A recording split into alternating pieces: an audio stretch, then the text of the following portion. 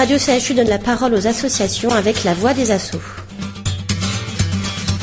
Dans le cadre de notre émission La vie des assos, je reçois Madame Françoise Carmona, présidente de l'association Génération Tauzin.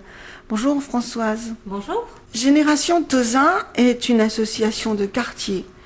Où se situe le quartier Tauzin ? Alors, le quartier Tauzin, en fait, se situe dans le quartier, le grand quartier Saint-Augustin. Alors, nous, on est plutôt côté sud, tandis que Saint-Augustin est plutôt côté nord.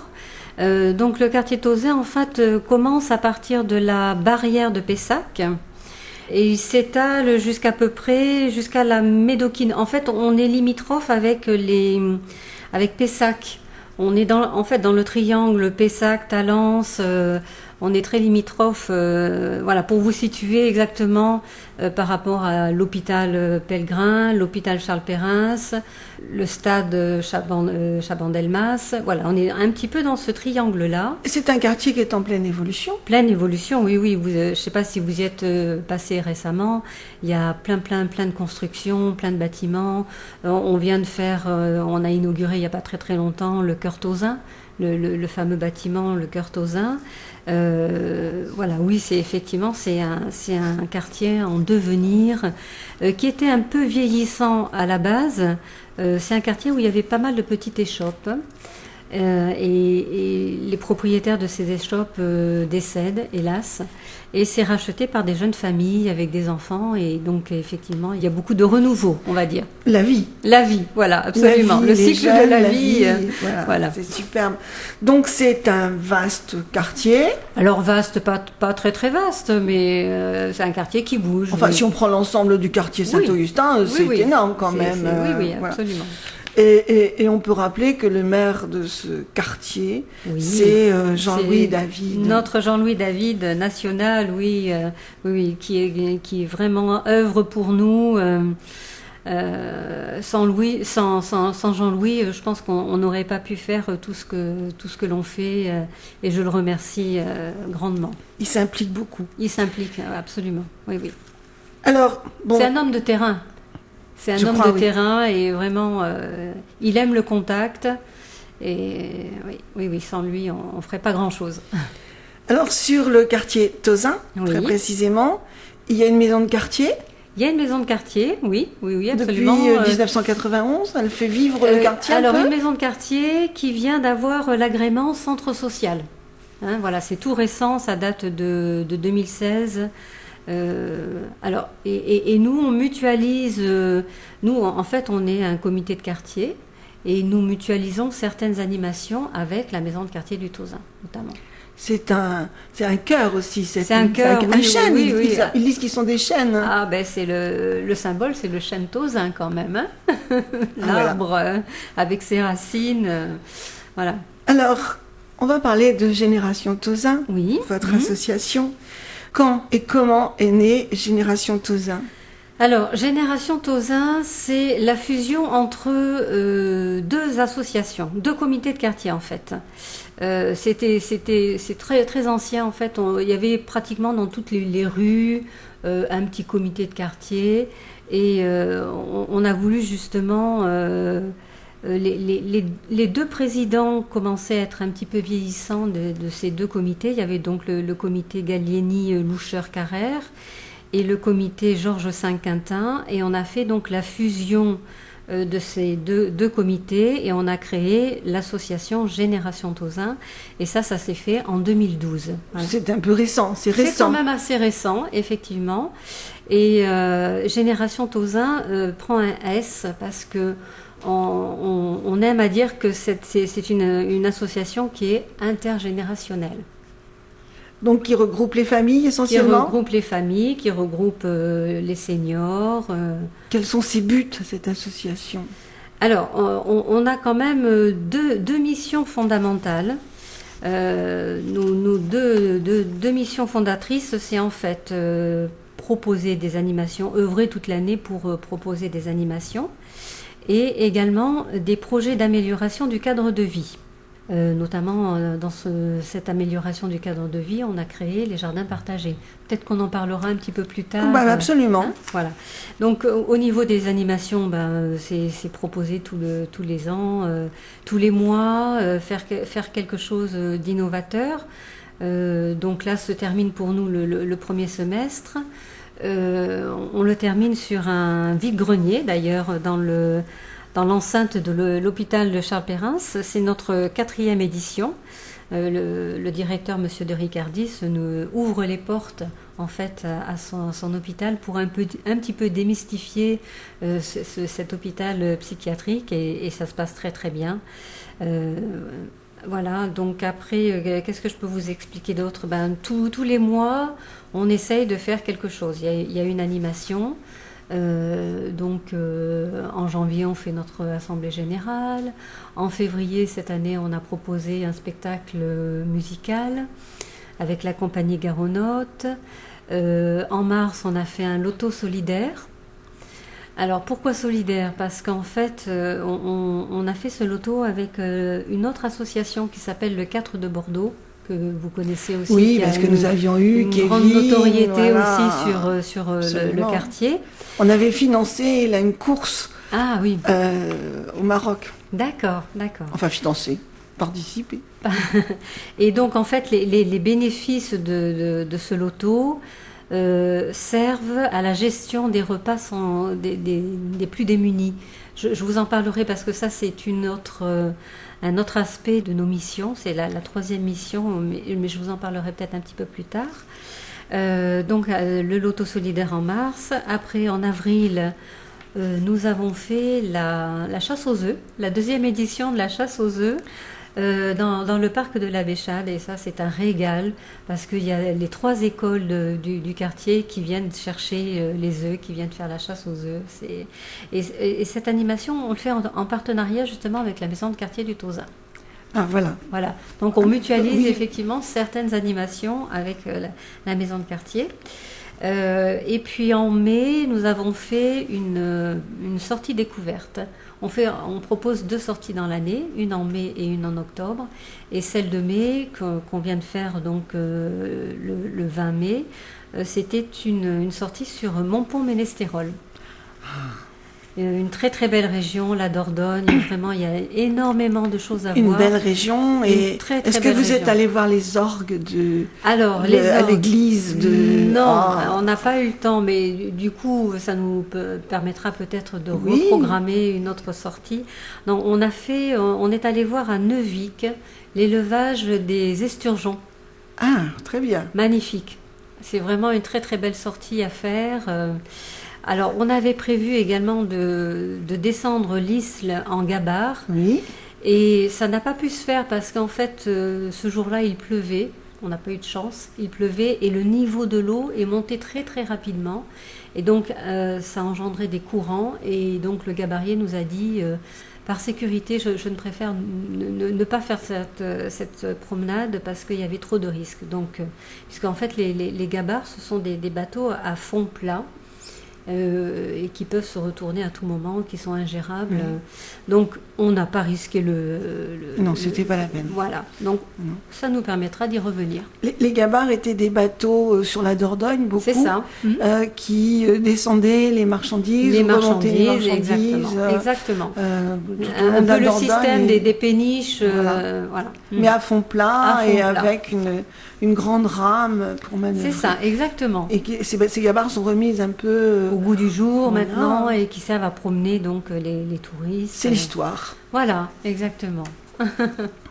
Donc vous avez cette mission aussi de faire découvrir parce que on va parler de vos adhérents. Oui. Et ils sont pas tous bordelais ou de Bordeaux, ils sont pas donc tous, ils découvrent la région. Bordelais et puis ils sont, pour certaines personnes, ne peuvent plus conduire maintenant ou ont peur de prendre la voiture. Donc pour eux, c'est l'occasion de sortir un petit peu de chez eux, de se laisser rouler, de se laisser embarquer comme ça.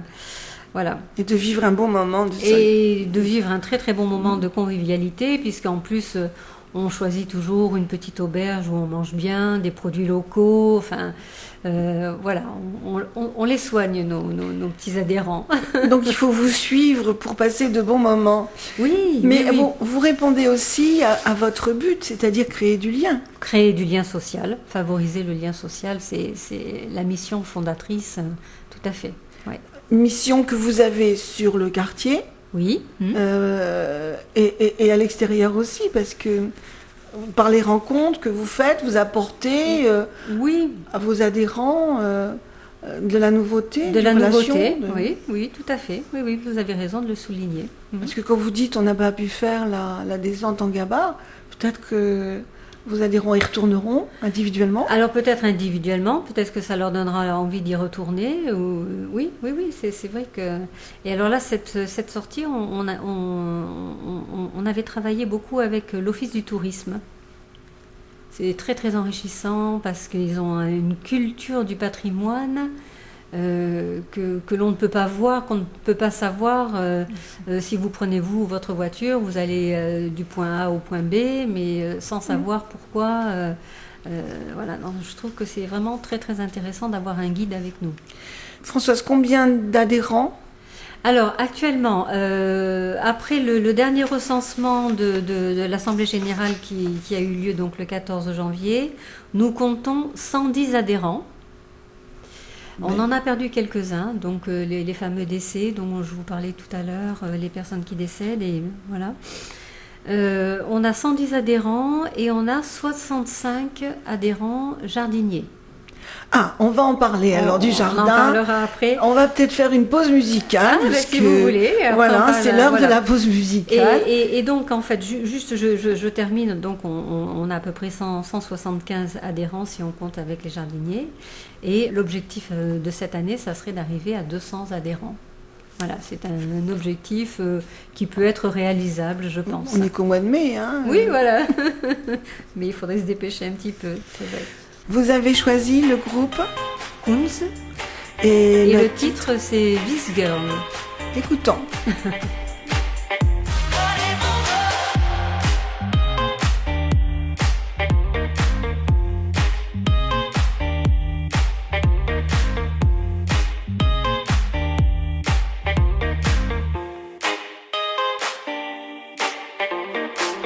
Vous venez d'écouter le groupe Kunz. Avec This Girl, c'était le choix de Françoise Carmona, présidente de l'association Génération, que je reçois aujourd'hui dans l'émission La vie des assos. Françoise, nous avons découvert votre association, la vie de ses adhérents, mais on n'a pas tout dit sur vos activités. Et on ne dira peut-être pas tout non plus aujourd'hui, parce qu'on en parlait, il faudrait longtemps pour en parler. Mais on va dire l'essentiel. Vous allez dire l'essentiel. Et on va revenir quand même sur une mission que je trouvais très intéressante. Vous ne l'avez pas développée. Ce sont vos repas pour les plus démunis. Effectivement, c'est une mission d'action sociale qui est un petit peu récente pour nous. Ça date de janvier 2016. En fait, c'est l'association Le Cadre de Bordeaux. On en a déjà parlé tout à l'heure, qui sont initiateurs de cette action solidaire. C'est-à-dire qu'en fait, 2 fois par mois, nous servons des repas à des personnes, on appelle les repas des sans chez soi, mais ce sont des personnes plus démunies, on va dire, ou solitaires, des personnes qui sont seules chez eux le dimanche par exemple, qui ne savent pas quoi faire, qui s'ennuient, qui peuvent donc venir nous voir. Alors nous, on sert les repas le premier dimanche de chaque mois et le Cadre de Bordeaux font le 3e dimanche. Voilà. Au départ, on a commencé avec 20-25 personnes qui venaient. Et cet hiver, on a atteint un pic de 90 personnes. Wow. Voilà, donc ça engage vraiment une gestion très très importante. Beaucoup de bénévoles. Hein. Nous, on a à peu près une dizaine de bénévoles qui viennent nous aider sur cette action. Très fidèles. Voilà. Vous êtes en train de nous montrer, enfin de nous démontrer plutôt, la fusion entre les associations qui existent sur le quartier. Oui, c'est une entraide, hein, de toute façon. on est obligé de procéder comme ça parce que c'est lourd quand même comme gestion. Mais c'est formidable. Mais c'est formidable, effectivement. On apporte apporte un petit peu de bonheur aux gens, c'est très convivial. On fait venir un petit orchestre, il y a un petit accordéoniste qui vient faire un petit peu de musique. On a des groupes aussi qui viennent bénévolement, j'insiste sur le fait que c'est bénévole. Alors ça nous donne beaucoup de travail quand même, malgré tout, puisque on fait tout de A à Z, c'est-à-dire qu'on fait les courses, le vendredi on fait les courses, le samedi on fait la préparation du repas, et le dimanche on sert le repas. Bravo. Voilà. Et vous êtes combien pour faire tout ce travail? Alors nous, au sein de Génération Tauzin, on est à peu près une dizaine de bénévoles. Le cadre de Bordeaux sont un petit peu plus nombreux, je crois qu'ils doivent être une quinzaine.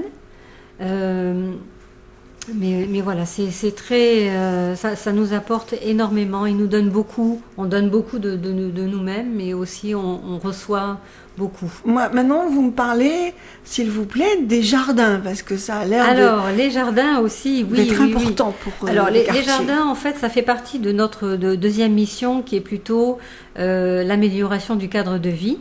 Donc les jardins de Bacchus, on a nommé les jardins de Bacchus, qui se trouvent en fait dans le parc de la Béchade.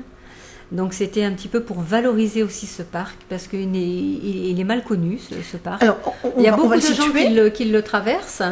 En fait, il est situé dans le triangle Charles Perrin, Pellegrin et le stade Chabandelmas. Voilà, il est vraiment dans ce cadre-là. C'est vrai qu'on n'imagine pas.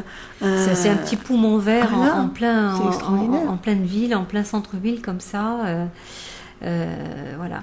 Alors donc, vous allez sûrement me poser la question, pourquoi on a choisi le nom Jardin de Bacchus? Et voilà, je vous la pose. Bon, alors en fait, c'est parce que anciennement, dans le cadastre Napoléon de 1828, donc ça remonte à un certain temps, le chemin de la Béchade de Bacchus menait du centre-ville au jardin, au château. Ça menait au château Aubryon, la mission Aubryon. Voilà, c'était la grande avenue, en fait, l'avenue de la Béchade de Bacchus. Et donc, symboliquement, on a voulu faire un petit clin d'œil à Bacchus, d'autant que c'était la parcelle où on cultive maintenant notre jardin partagé. C'était une ancienne terre vinicole où il y avait des vignes, de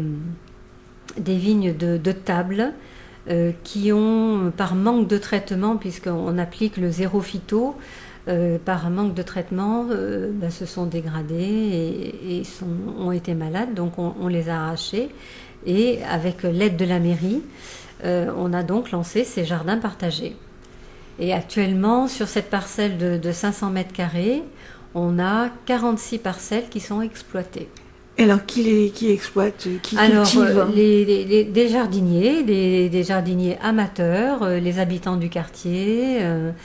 Voilà, le but, c'est, encore une fois, de créer du lien social, d'échanger le savoir-faire. On échange des graines. Voilà, il y a vraiment une entraide. Par exemple, en ce moment, on a une jardinière qui a chuté, qui a eu un accident et qui s'est cassé les 2 poignets. Ouf. Et donc du coup, voilà, on fait marcher l'entraide, on arrose sa parcelle. Pendant l'été, c'est pareil, à tour de rôle, on arrose les parcelles de ceux qui sont en vacances. Voilà, tout se passe très très bien dans le meilleur des cas, et c'est vraiment, moi j'aime dire que c'est une trame verte sociale. Voilà, c'est vraiment un lieu de vie intergénérationnel aussi, là, puisqu'on a des petits jardiniers en herbe aussi qui viennent, parce qu'on a beaucoup de familles. Voilà, c'est très très agréable de se retrouver. Et vous êtes dans le bio? 100%. On est dans le bio 100%, absolument. Et vous ne faites pas un marché de temps en temps? On ne fait pas un marché, non, non, on n'en est pas là encore. Non, je pense que Les jardiniers sont pas prêts à ça. Encore. Consomment. Non, ils consomment. Combien il y a de jardins? Alors, il y a 46 parcelles. Certaines parcelles sont plus grandes que d'autres. Il y en a qui font entre 6 mètres et 9 mètres carrés. Et on a 3 parcelles collectives. Alors, c'est-à-dire qu'en fait, il y a une parcelle pour la maison de quartier du Tauzin, donc qui a plutôt une vocation de projet pédagogique avec les écoles. On a une autre parcelle avec l'hôpital Charles Perrin. Alors là, c'est plutôt dans le cadre d'un parcours thérapeutique. Moi, j'aime bien dire qu'on cultive une forme de thérapie par la plate-bande. Et on a également une troisième parcelle pour la maison départementale de la solidarité et de l'insertion, pour la MDSI. Voilà, où il y a 3 personnes qui sont sur cette parcelle. Voilà un bel exemple de convivialité. De convivialité qui et de lien rassemble social. des gens surtout. de tout et de lien social. Voilà. Quels sont, oui. Et quels sont vos projets pour le 2e trimestre alors? Alors, pour le jardin partagé, on va parler, puisqu'on est sur ce sujet-là, on aimerait bien en fait avoir un raccordement électrique qui nous permettrait de faire des petites fêtes. Alors, on fait déjà des petits pique-niques, des petites animations, mais qui nous permettrait de faire des fêtes. Notamment, il y a une grande fête qui est prévue le 30 septembre, qui va commencer le matin à 11h et qui va finir le soir à minuit. Donc sans électricité, c'est difficile. Donc Jean-Louis David nous a accordé ce raccordement électrique. Ça va être fait là dans l'été ou au début du mois de septembre. Donc pour nous permettre justement de profiter au maximum de ce jardin. On a également aussi projeté d'avoir une ruche à titre expérimental. Alors là, c'est vraiment, il faut qu'on voit encore avec la mairie si c'est possible ou pas. On voudrait également transformer, il y a une 2e parcelle de vigne qui fait à peu près 400 ou 500 mètres carrés également. C'est de la vigne de vin de cuve. Qui ne donne plus rien également, puisque atteinte aussi par la maladie. Donc on voudrait la récupérer pour faire un verger. On y planterait des vieux arbres fruitiers. Voilà, on a ce projet-là. D'où pollinisation, d'où ruche. Exactement, vous avez tout compris. Voilà. Ces pauvres abeilles. Pour nos petites abeilles. Et alors, on a une demande aussi très forte de vouloir mettre en place des toilettes sèches. Alors, c'est à l'étude parce que ça revient très très cher. Donc voilà, on a lancé une étude. On verra si c'est possible ou pas. La faisabilité. Oui, quand vous faites une fête, il faut bien. Oui, voilà. Si on veut attirer beaucoup de monde, puisque notamment les personnes âgées ne peuvent pas ne peuvent pas venir parce qu'elles ont souvent des besoins. Il faut donc, voilà. Des commodités. Tous des commodités. Voilà. Et alors, c'est pas vous qui l'organisez, mais il y a la course Cité-Run. Alors là, oui, tout à fait. Alors, et en fait, Cité-Run passe notamment dans le jardin de la Béchade. Voilà. Elle traverse notre jardin de la Béchade et nous, l'association Génération Tauzin, nous tenons un stand de ravitaillement avec les bénévoles. Voilà. Alors, Cité-Run est une course oui. qui relie les 2 quartiers, Tauzin, Saint-Augustin, exactement. qui passe à travers Pèlerin aussi. Oui. Donc effectivement, c'est un lien cette course. Oui.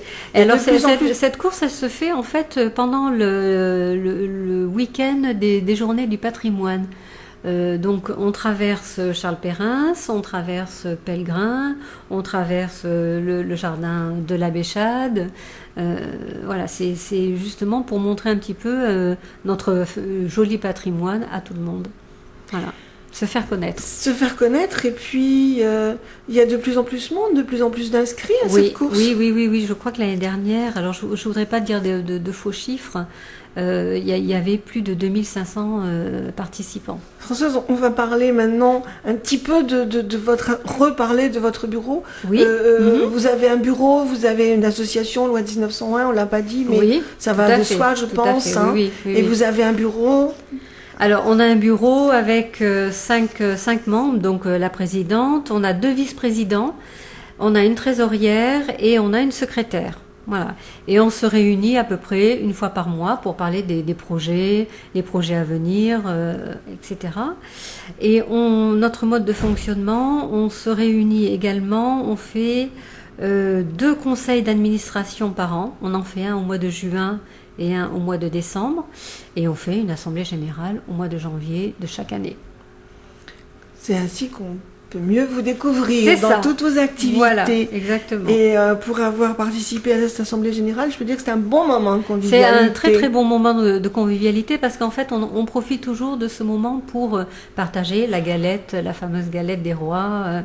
Merci Françoise de nous avoir fait découvrir votre association pour ce moment partagé avec vous. Merci à vous de m'avoir reçue, Marie-Thérèse. Mais non, on n'a pas tout dit. On n'a pas tout dit, effectivement. Alors, on se retrouve au mois de septembre avec pour vos animations du mois de septembre. Beaucoup de choses sont prévues, donc on reparlera de nos animations, effectivement, du 2e semestre. Je vous en dirai un petit peu plus, puisque la rentrée va être très riche. Merci Françoise. Merci infiniment. C'était Marie-Thérèse Audineau. Et dans l'émission La vie des associations, je recevais Madame Françoise Carmona, présidente de l'association Génération Tauzin, avec Pierre à la technique. À bientôt.